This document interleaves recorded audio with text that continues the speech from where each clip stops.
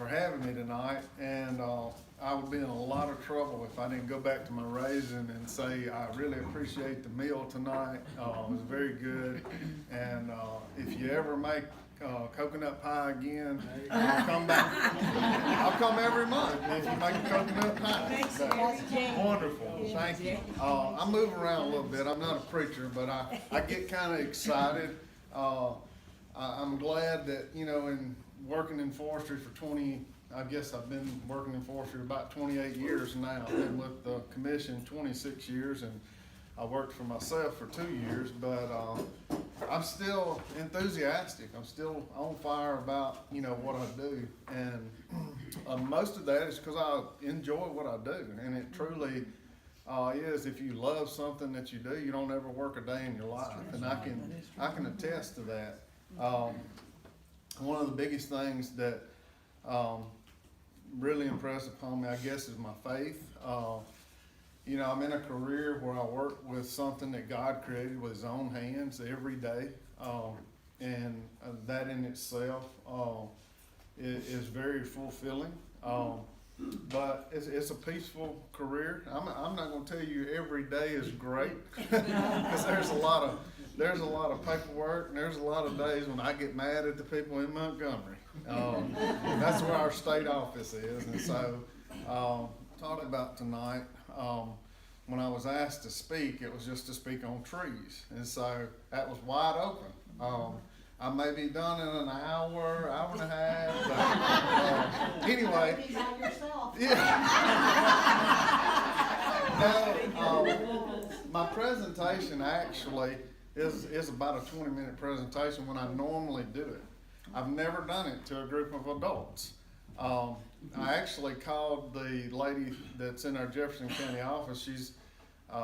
She does urban forestry, and I told her, I said, I'm supposed to go speak to the garden club. I really don't know what to talk about. They just want me to talk about trees. And she said, well, that's kind of odd. She said, I got to speak at the City of Trussville Garden Club. And she said, they wanted me to come and talk about trees. And I said, well, okay. I said, what are you going to talk about? And she said, well, I think I'm going to talk about forest products. And I said, that's great. Because I said, I've got a box here in the office that I use for fun and a walk in the woods and our other kids' education programs. So this presentation was originally designed for 5th graders. So we're going to test that. Are you smarter than a 5th grader? We're going to find out tonight. I'm not going to give you a test, but you ask yourself going home if you learned anything. A hardwood tree has a real small, a real short fiber. It lays down really flat. And so it makes very good writing paper. Can anybody in this crowd tell me what the #1 industry or the #1 forest product is in the state? Toilet paper. It's a type of paper, but it's not. I'm gonna get to toilet paper. That's very important. The #1 product is right here. It's a corrugated box. And if you think about it, everything else, that toilet paper, these mats, everything was packaged up and shipped in a corrugated box. So, and you know what I mean by corrugation. I usually show the kids the layers there, but a corrugated box. When you think about shipping, this particular box is something I ordered from forestry suppliers. But y'all ever get them packages with the little peanuts in them and stuff shipped? Well, these are actually made with cellulose.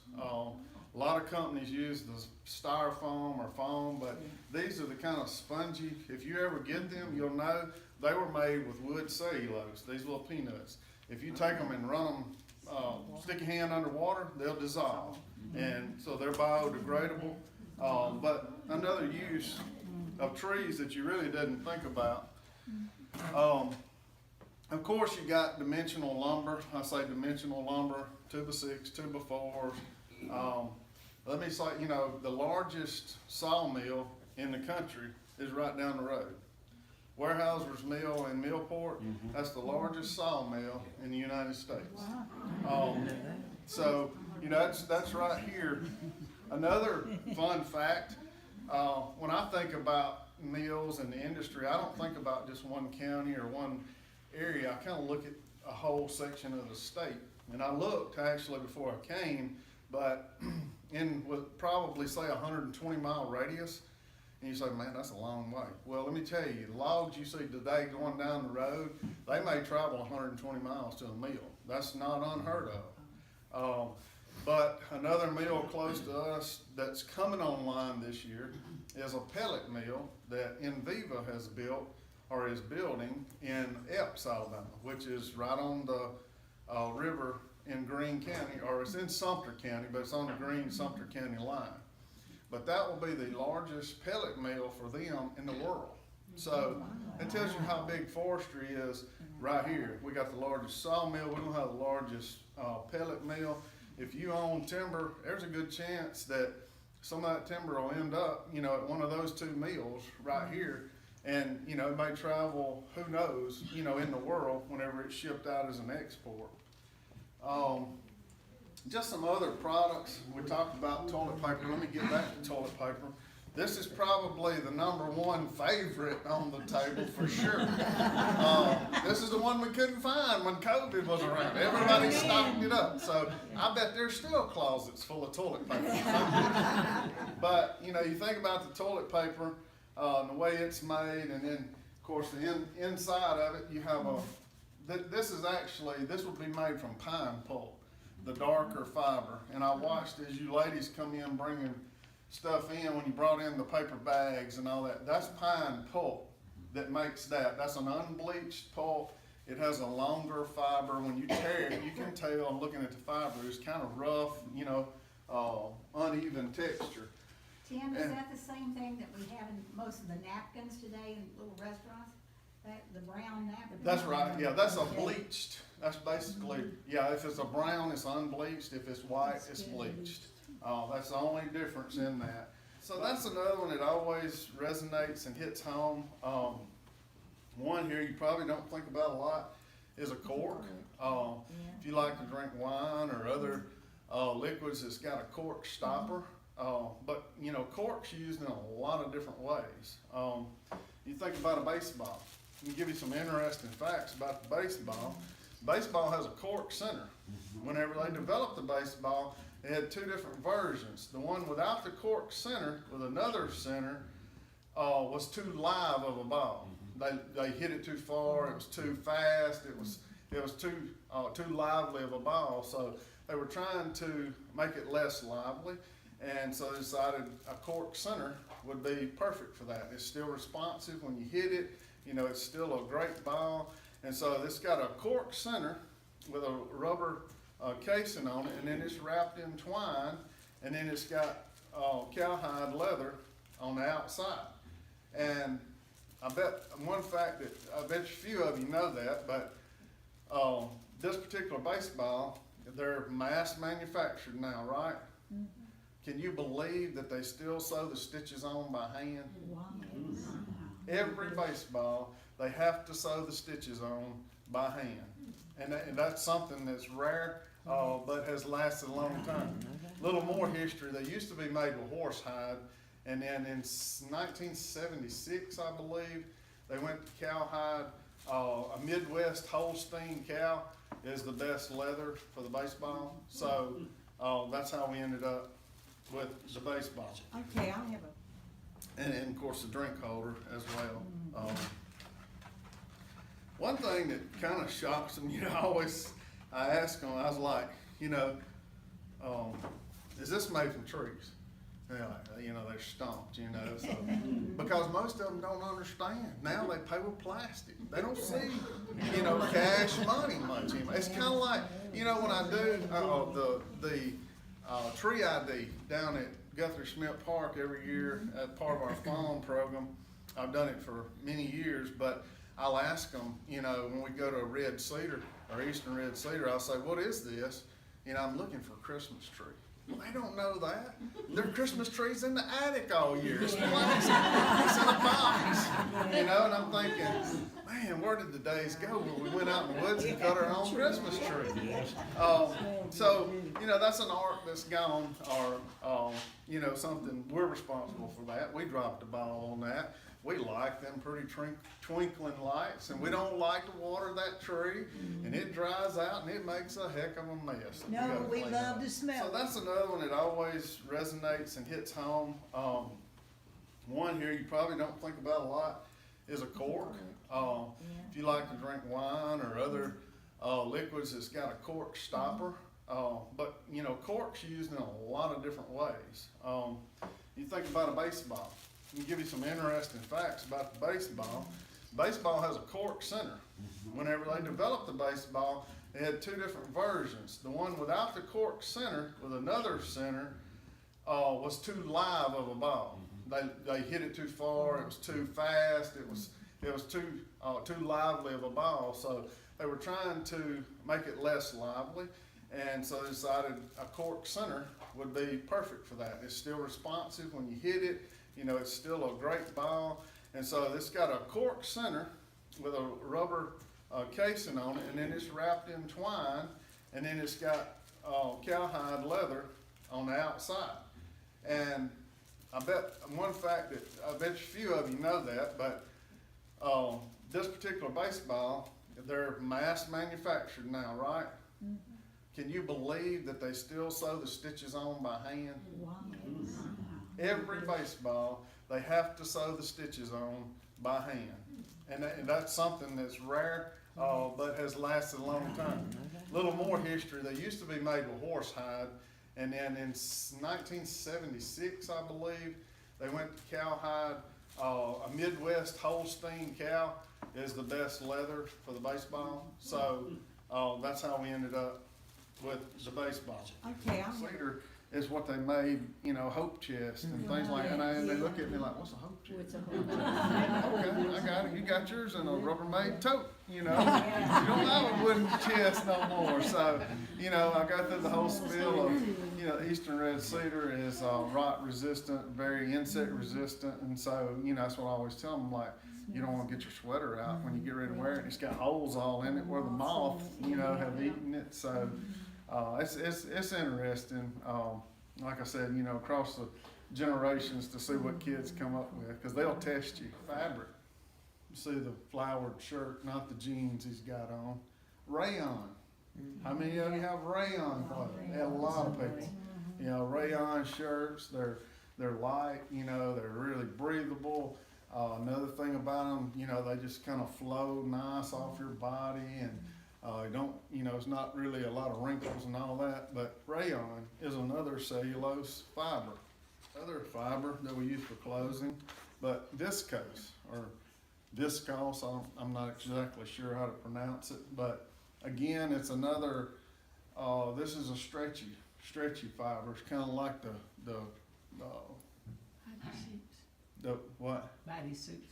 Well, yeah, the close fit exercise clothes and things, a lot of those are made with the viscose. I'm trying to think, you know, you see a lot of shirts that's, yeah. But another thing, obviously, that comes from trees. So, and then that's really all the products and stuff I had. I promise I'm not gonna keep y'all for an hour. I don't even know if I lasted 20 minutes or not, but again, you know, I get excited about it. I love to share this with kids and all. I've never had an opportunity to share it with a group of older adults. And, you know, I don't get to go into the details. I've got the kids, I can barely keep their attention for 5 minutes. So I've had y'all for maybe 15. So congratulations. But again, you know, thank y'all for having me, and I'll answer any questions if I can. Has anybody got a shirt on that, don't look now, y'all check it out when you get home. But I don't want to explain that to my wife, but if you have a garment that's made with lyocell is a material that is made from wood fibers. And so it's a very popular, it's kind of like a denim, but it's not a denim. I'm not an expert at textiles, but lyocell is another one that we wouldn't think about today. So you see it, you know, next time you look in your closet, you may have some shirts in there that's made from trees. This is always a big one with, you know, the kids when we do their talk down at Guthrie Smith Park, but maple syrup. You know, we all love pancakes and breakfast items or a biscuit, you know, with maple syrup on it. Of course, the maple syrup industry is in the northeast part of the United States, but again, derived from the sap of maple trees. Y'all thought I was through on the shirt, didn't you? Yeah. Well, I'm gonna show you another one here, and I don't even know how to modal fabric. You ever see the modal fabric? You'll find this in your t-shirts, underwears, and all that. But that modal fabric, that is actually a cellulose-derived fabric. And the reason for that is that it's very breathable. Again, it's 50% more absorbent than cotton. And so that's where you get that advertisement that it wicks away moisture. And that's what it does. That's that modal fabric wicking away. It's taking that moisture away from your skin. And so another textile to remember. I bet this was one. Maybe nobody will know. What about Parmesan cheese? Does it have wood in it? Yes. Probably. What for? Keep it from molding. Keep it from clumping up. Cellulose is added to Parmesan cheese to keep it from clumping up. It actually, you know, separates it, makes it where you can shake it out of the container. So you don't really think about when you eat spaghetti, but you're probably gonna eat some trees or eat some wood that night. But go ahead and enjoy it, cause hey, I need a paycheck. I appreciate it. Here's one, people used to use it all the time, but pine sol. Of course, it's in the name on it, but pine sol is actually made from the sap of decaying old pine stumps. So the lighter pine stumps that we know of that you get kindling from, that's where you get pine sol from. But that, as that wood decays and goes through that decaying process, it produces a chemical that they use in the pine sol, a naturally made chemical, if there is such a thing. Let's see. No? Okay, I got a couple more. Another one we probably don't think about until we get ready to cook our steak or chicken, though, is charcoal. You know, charcoal is just charred wood. And it's very easy to think about it in this sense, but whenever we, you know, go to the refrigerator and get a glass of water, do you think about your water being filtered with charcoal? All these charcoal filters on your refrigerator or your whole home system, they're filtered with charcoal. And charcoal, of course, is made with trees. This is a fun one here. I always ask the kids, and I'm like, you know, imagine walking into a grocery store and you go down to the canned food aisle and this is all you see. You don't know if you're getting pinto beans or you're getting turnip greens, right? And so I've got 2 labels here. So, you know, you've got your paper labels, identify what's in these cans, you know, and we can tell this is Campbell's chicken noodle soup or it's Rotel, you know. But it could be either or, you know, but we want to get home with this and have a surprise. So we need these labels. Again, this is a hardwood paper. You see the smooth, glossy finish to print all the information on. Hardwood paper. This one always gets them too, but toothpaste. Does anybody think about the gum in toothpaste? You know, when you put it on your toothbrush, how it stays up on the bristles? Well, it does that because it's got cellulose in it. And that wood cellulose gives it the consistency that you need to hold it on your brush. Otherwise, if you squeeze it out there, it just run off in the sink. So toothpaste is another one that always amazes the kids. You know, they're putting charcoal. If you think about this picture right here, and I know everybody may not be able to see it, it's basically a fruit basket in a little wood basket there, and it's got cellophane around it with a bow. Everything in this picture except the bow come from a tree. All that fruit, the basket was made with wood, and believe it or not, that cellophane is actually made from wood. I wrote it down because I knew I wouldn't remember it, but it's made from cellulose fibers. And basically it goes through a chemical process, and when it comes out, it's a thin sheet of plastic. And so that's what you make cellophane with. Another one, I think everybody in here will recognize it, may not from the picture again, it's small, in the back of the room, cinnamon sticks. Cinnamon sticks are actually the inside bark of a cinnamon tree. We love to smell them. They're a great spice for seasoning, a lot of different things. So, cinnamon sticks. Another one that we don't use a whole lot anymore, but unless you're in first grade or kindergarten, but crayons. Crayons has kind of been replaced, I guess, with a lot of other writing utensils, but crayons actually, the waxy part of crayons is very similar to, well, it's actually a paraffin wax.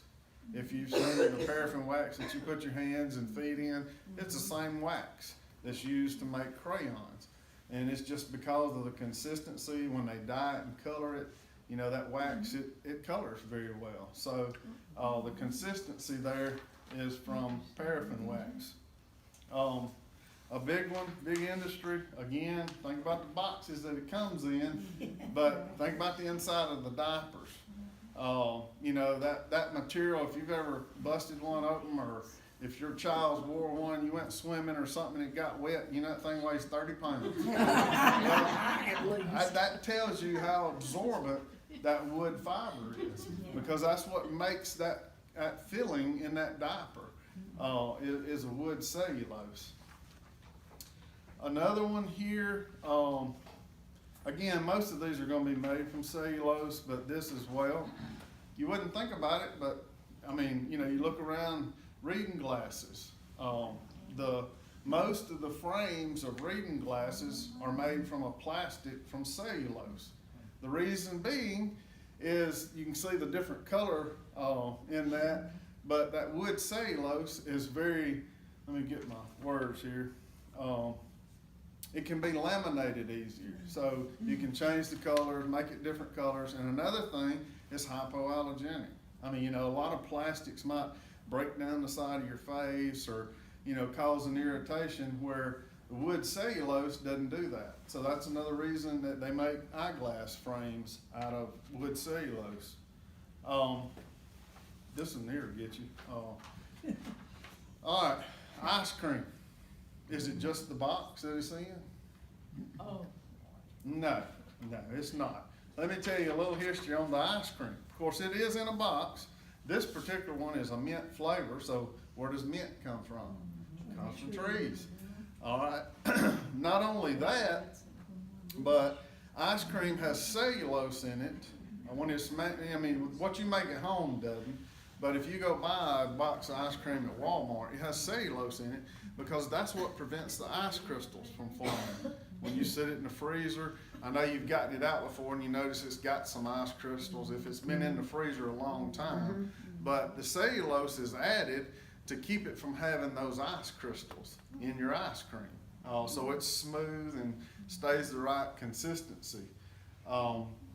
And then, like I said, the flavors, and of course, the box that it's shipped in. I don't know if you ladies have this on or not, but